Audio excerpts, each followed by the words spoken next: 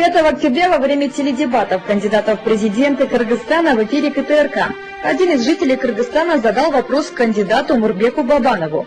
Гражданина Кыргызской республики интересовало, почему Мурбек Бабанов построил цементный завод в Пензенской области Российской Федерации, на строительство которого было инвестировано 500 миллионов долларов США.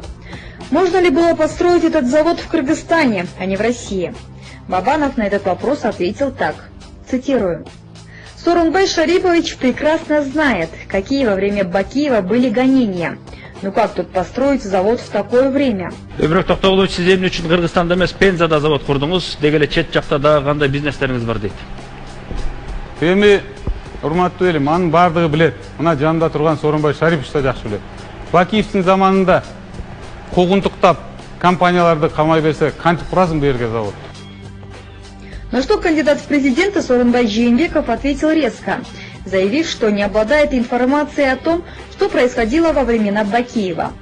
Сооронбай Шарипович билет дедиңер, мен эче билбейм эмне болгонун. Мен билем 2009-жылы Максим менен жакын болуп, жанында болуп, 2009-жылы дос болуп жүргөнүңөрдү жакшы билем аны. Многие телезрители не обратили внимания на то, что Бабанов наврал в прямом эфире на всю страну. Дело в том, что завод в Пензе Бабанов начал строить в 2012 году, когда он занимал должность премьер-министра страны, а завершилось строительство завода в 2014 году.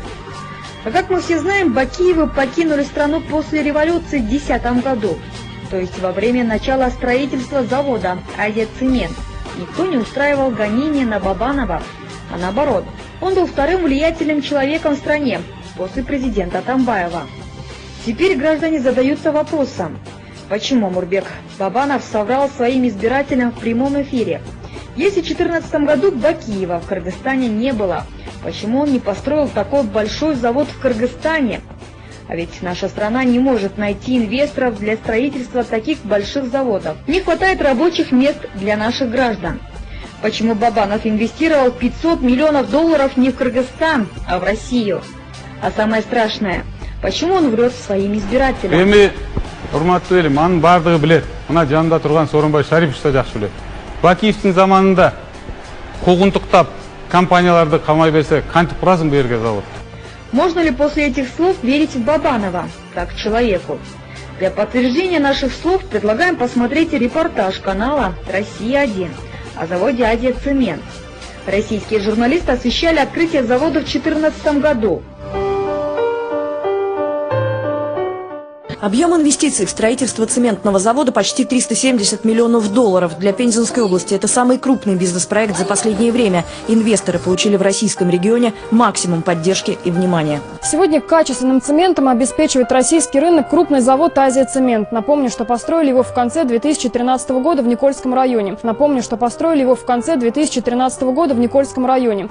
Эми урматтуу элим, анын бардыгы билет. Мына жанында турган Сооронбай Шарипович да жакшы билет.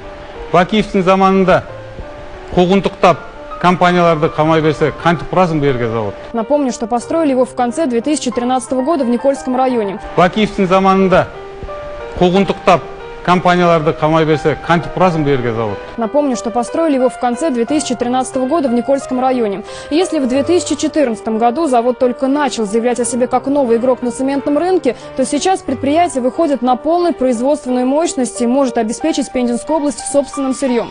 Благодаря заводу появились и сотни новых рабочих мест с достойной зарплатой. Бакиевдин заманында куугунтуктап компанияларды камай берсе, кантип курасың бу жерге завод?